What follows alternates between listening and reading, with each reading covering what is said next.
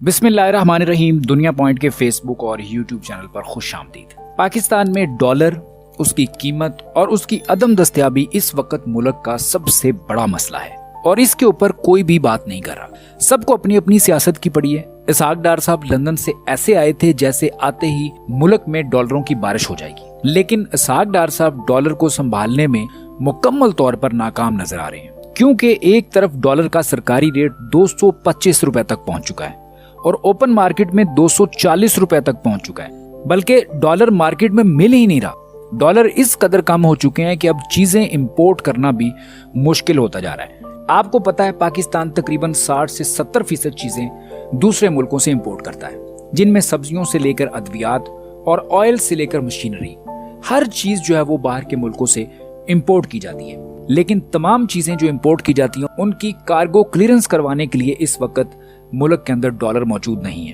صورتحال کتنی خراب ہے اس کی چند ایک مثالیں میں آپ کے سامنے رکھتا ہوں، جس سے آپ کو بخوبی اندازہ ہو جائے گا کہ حالات جو ہیں وہ کس قدر خوفناک حد تک خراب ہو چکے ہیں۔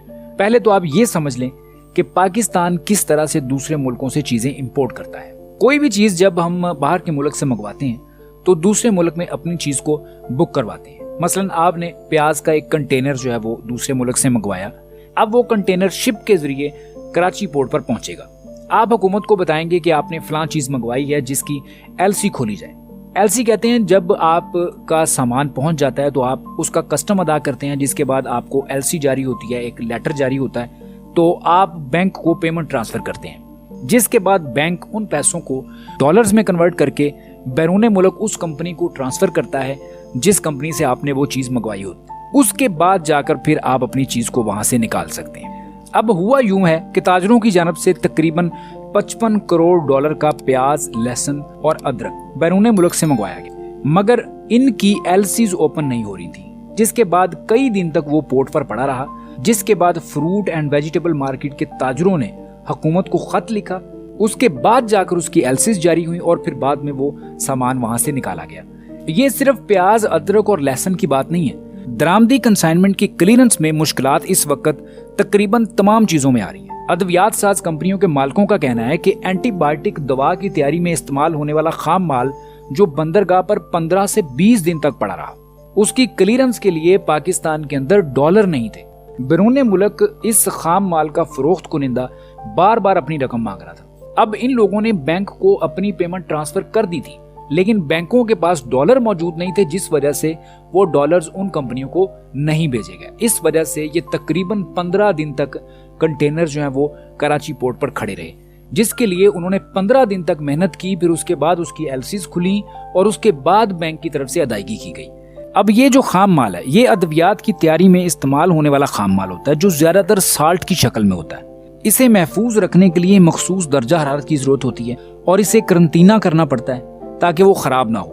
اب 15 سے 20 دن کے بعد جب ڈالر بیرون ملک بھیجے گئے، اس کے بعد جا کر ان کی کلیئرنس ہوئی، تو اتنے میں اس میں سے بہت سارا مال خراب بھی ہوا، جس کی وجہ سے ان ادویات ساز کمپنیوں کے مالکوں کا کہنا ہے کہ انہوں نے ڈیمیج چارجز بھی ادا کیے۔ اب آپ ایک لمحے کے لیے سوچیں کہ جب ادرک، پیاز اور لہسن اتنے دن تک وہاں پڑا رہا ہوگا تو اس سے پاکستان میں ان تمام چیزوں کی قلت ہوئی ہوگی، جس سے ان کی قیمتوں میں اضافہ ہوا ہوگا، جس کا بوجھ عوام کے اوپر ڈائریکٹلی پڑا۔ اگر ادویات ساز کمپنیوں کو دیکھیں تو یہ جو 15-20 دن خام مال وہاں پر پڑا رہا، جس سے نئی ادویات تیار نہیں ہو سکی اور ملک کے اندر ان ادویات کی کمی پیدا ہوئی، جس سے ریٹ میں اضافہ ہوا۔ اب جو ان مالکوں نے ڈیمیج چارجز ادا کیے ہیں، ان کی قیمت بھی عوام کے اوپر ڈالی جائے گی۔ مطلب ہر طرح سے عوام جو ہے وہ اس وقت مکمل طور پر پس رہی ہے۔ صرف اتنا ہی نہیں بلکہ خوردنی تیل کے اندر بھی بہت سارے مسائل جو ہیں وہ سامنے آ رہے ہیں۔ حالانکہ خوردنی تیل کی درآمدی کارگو کی LCs کی ادائیگی حکومت کی اپنی ترجیحات میں شامل ہے تاکہ ملک میں اس کی قلت پیدا نہ ہو، لیکن خام مال کے لیے ایک مقامی ریفائنری نے بیرونی ملک اپنا کنٹینر بھیجا تو بینک کی جانب سے آدھے کنٹینر کی LC کھولی گئی۔ اب ریفائنری کو ٹینکر کا کرایہ پورا دینا پڑتا ہے، تاہم تیل آدھے ٹینکر کا ملا تو اس کے چارجز کس کو پڑیں گے؟ कंपनी को, जिसका नुकसान किसको होगा?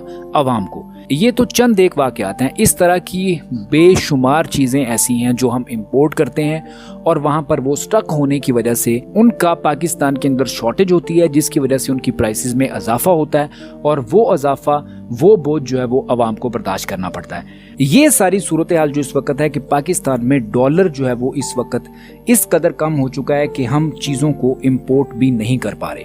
और अगर इसी तरह से सूरत हाल रही, डॉलर को कंट्रोल नहीं किया गया या डॉलर नहीं आए पाकिस्तान में, तो फिर आपको यही डॉलर 300 पर जाता हुआ दिखाई देगा और उसके बाद मईशत को कितना बड़ा नुकसान होगा इसका अंदाज़ा आप खुद लगा सकते हैं। लेकिन अब सवाल सबसे बड़ा ये पैदा होता है कि ये सूरत हाल क्यों पैदा हुई है और इसको कंट्रोल कैसे किया जा सकता है। इस वक्त स्टेट बैंक के दादोशुमार के मुताबिक पाकिस्तान के पास सिर्फ 6.7 अरब डॉलर के ज़र मुबादला के ज़खायर हैं। इसके अलावा पाकिस्तान को माली साल में 30 अरब डॉलर से ज़ायद बैरूनी कर्जों की अदायगियां करनी है। अब सबसे बड़ा मसला कहां पर हुआ? मुल्क के अंदर 4 ऐसे ज़राए हैं जिनकी वजह से पाकिस्तान में डॉलर आते हैं। सबसे पहले बरामदात। अब बरामदात पाकिस्तान की तकरीबन जो है वो आधी से भी नीचे आ चुकी हैं, यानी कि जो चीज़ें हम पाकिस्तान से बाहर के मुल्कों को बेचते हैं वो भी अब बहुत नीचे आ चुकी हैं। बाहर के मुल्क हमसे चीज़ें नहीं खरीद रहे, जिसकी वजह से डॉलर पाकिस्तान में नहीं आ रहा। इसके अलावा तरसीलात, यानी कि डॉलर की लेन देन, वो भी बहुत हद तक कम हो गई है।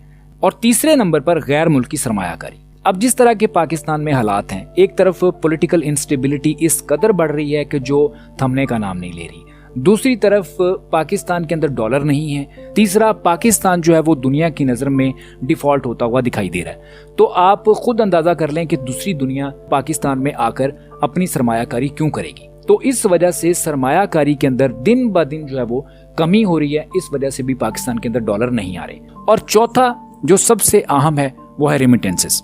रेमिटेंसेस में दिन ब दिन कमी हो रही है।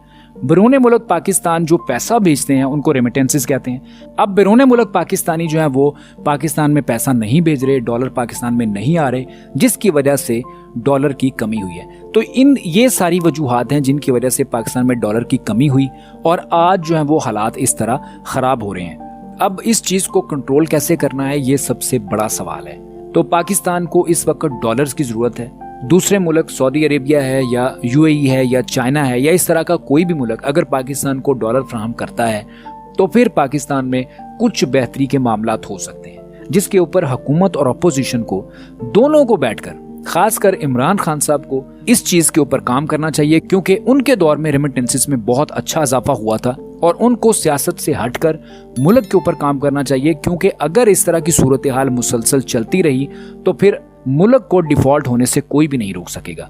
इसहाक डार साहब बहुत बार कह रहे हैं कि मुल्क डिफॉल्ट नहीं करेगा, आज तक भी डिफॉल्ट नहीं किया, लेकिन ये एक सियासी बात है। ऐसा हो ही नहीं सकता। जिस तरह के हालात हैं पाकिस्तान डिफॉल्ट कर जाएगा, और अगर पाकिस्तान डिफॉल्ट कर गया तो फिर हालात किस कदर खौफनाक होंगे इसका अंदाज़ा सबको है।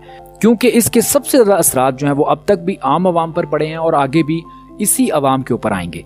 ऐसी सूरत हाल में मईशत का पहिया और सुस्त होगा, सनती शोबे में सरगर्मियां और सुस्त होंगी और कंपनियां जो है वो मुलाजमीन को फारग भी करेंगी, जिससे बेरोजगारी भी बढ़ेगी। और बहुत सारी मल्टीनेशनल कंपनियां तो इस वक्त मुलाजमीन को फारग करने और कुछ पाकिस्तान से निकलने का भी सोच रहे हैं, क्योंकि एक तो डॉलर नहीं है पाकिस्तान में और दूसरा ये सरगर्मियां मुतासर होने की वजह से उनको जो मुनाफा होगा वो इस सूरत में मुल्क से बाहर ले जाने के लिए भी उनको मसाइल देखना पड़ेंगे। तो ये सारी सूरत हाल इस वक्त पाकिस्तान की बनी हुई है, जिसके ऊपर सबको काम करने की जरूरत है।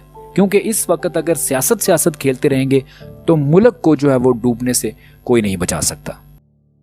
अगर अब तक आपने हमारे चैनल को सब्सक्राइब नहीं किया तो चैनल को सब्सक्राइब कर लें और बेल आइकॉन को भी प्रेस कर लें, ताकि इस तरह की वीडियोस आप तक बआसानी पहुंचती